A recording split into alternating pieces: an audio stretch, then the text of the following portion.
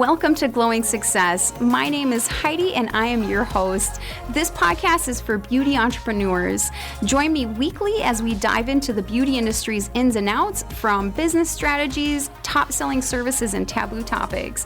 I will be interviewing industry leaders with empowering stories and game-changing insights. Let's illuminate your path to success together. Let's jump into this next episode.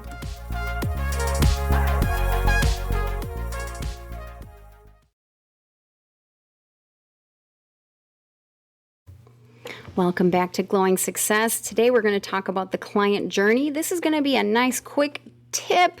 I think it's very important when it comes to your marketing efforts and your marketing time and money spent. So number one, before you even think about your client journey, let's talk a little bit about your ideal client. This is something I go over in one of my classes that I teach, and it's really about fantasizing what your ideal client is, right? And kind of thinking about that ideal client in a lot of different, more detailed ways.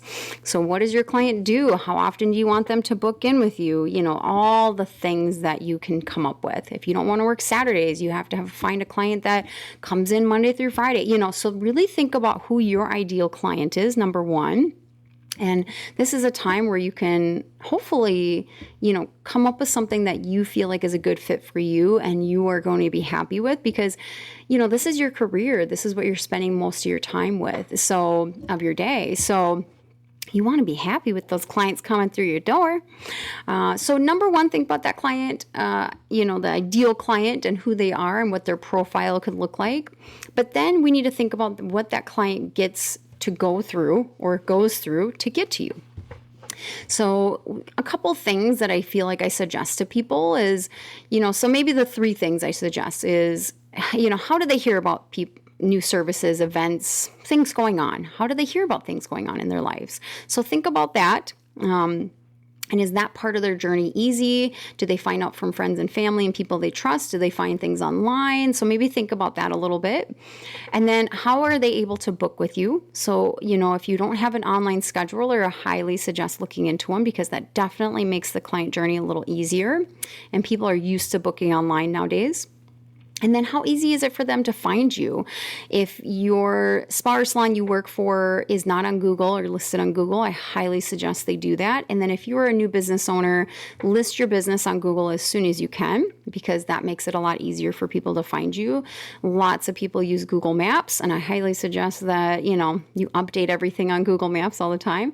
Let's think about the journey, right? Think about that client journey, from how they're getting to you, how they're hearing about you, how easy is it for them to book with you, and so forth. Because the less barriers to entry that we have, the more likely that client's going to book with you.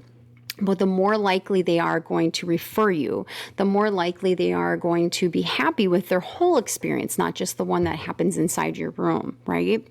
So really think about that client journey. It can be as complex as you want it to be, and it could be as easy as you want it to be. And I mean that in the sense of, you could just focus on those three things that I mentioned, of like how they hear about services, have an online booking system, and update your Google Maps.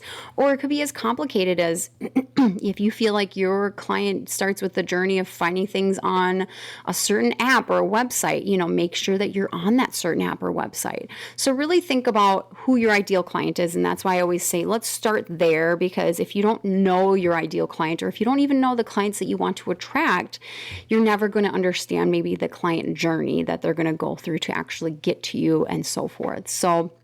And it could be like simple things of, maybe you have an online scheduler and you don't have all of your services listed clearly on there, or your description on the services aren't as precise and clear as you would hope. So change those things, make it easier, maybe put things in packages. Like, everything matters when it comes to the client journey. And so I highly suggest go through your client journey and look into all these different details, because then you are spending more precise time and money on marketing to your ideal client.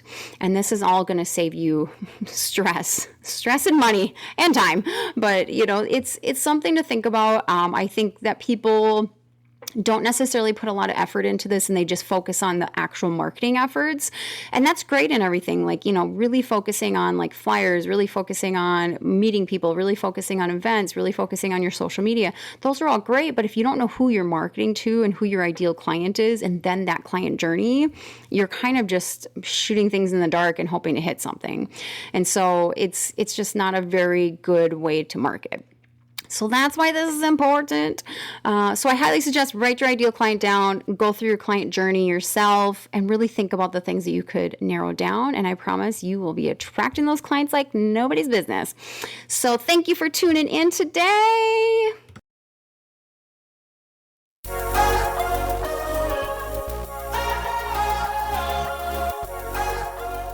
I hope you liked that episode and found something useful or a tip that you can use immediately. If you are wanting more marketing tips, business tips, or anything like that, I have a lot of resources on my website. So I have PDFs that you can download for free. So look in your show notes. There should be a link in the show notes that you can click on and it'll take you right to my coaching website. And thanks for listening.